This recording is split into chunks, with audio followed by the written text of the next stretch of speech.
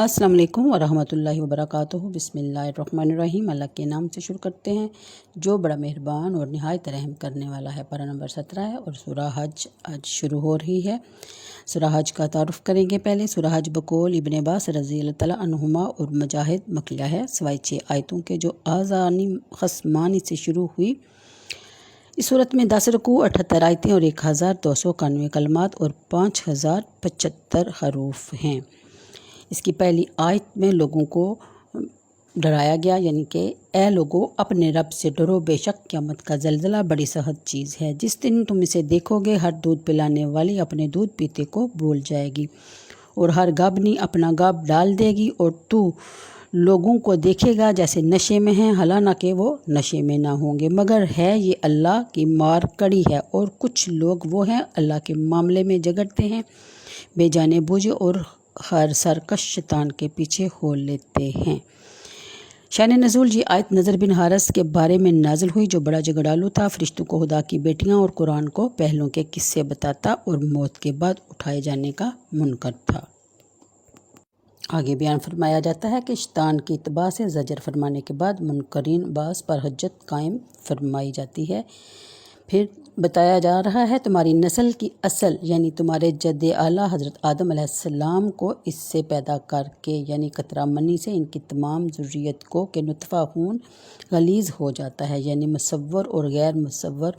بخاری اور مسلم کی حدیث میں ہے کہ سید عالم صلی اللہ علیہ وسلم نے فرمایا کہ تم لوگوں کا مادہ پیدائش ماں کے شکم میں 40 روز تک نطفہ رہتا ہے، پھر اتنی ہی مدت خون بستہ ہو جاتا ہے، پھر اتنی ہی مدت گوشت کی بوٹی کی طرح رہتا ہے، پھر اللہ تعالیٰ فرشتہ بھیجتا ہے جو اس کا رزق اور اس کی عمر اور اس کے عمل اور اس کا شقی یا سعید ہونا لکھتا ہے، پھر اس میں روح پھونکتا ہے۔ اللہ تعالیٰ انسان کی پیدائش اس طرح فرماتا ہے کہ اس کو ایک حال سے دوسرے حال کی طرف منتقل کرتا ہے، اور یہ اس لیے بیان فرمایا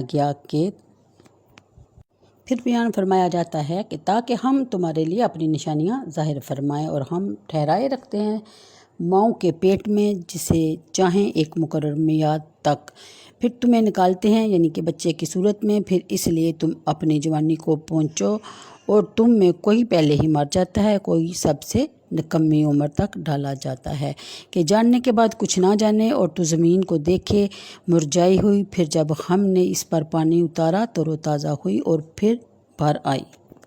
اور ساتھ ہی ان آیات کا بیان فرمانے کا مقصد بیان کر دیا گیا کہ اور اللہ تعالیٰ کی کمال و قدرت حکمت کو جانو، اور اپنی ابتدائی پیدائش کی حالت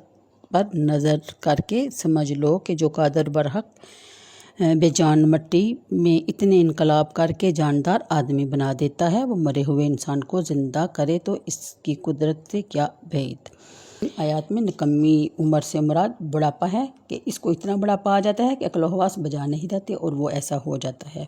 یعنی کہ جو جانتا ہے وہ بھی بھول جائے۔ اکرما نے کہا کہ جو قرآن کی مداومت رکھے اس حالت کو نہ پہنچے گا۔ اس کے بعد اللہ تعالیٰ بس یعنی مرنے کے بعد اٹھنے پر دوسری دلیل بیان فرمائی جاتی ہے کہ یعنی ہر قسم کا خوش نما سبزہ،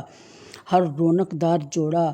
اگا لائی، یا اس لیے کہ اللہ ہی حق ہے، اور یہ کہ وہ مردے جلائے گا، اور یہ کہ وہ سب کچھ کر سکتا ہے، اور اس لیے کہ قیامت آنے والی ہے اور اس میں کچھ شک نہیں، اور یہ کہ اللہ اٹھائے گا انہیں جو قبروں میں ہیں۔ آگے آیت نمبر 8 کے مطابق اور کوئی آدمی وہ ہے کہ اللہ کے بارے میں یوں جھگڑتا ہے کہ نہ تو علم ہے، نہ کوئی دلیل، اور نہ کوئی روشن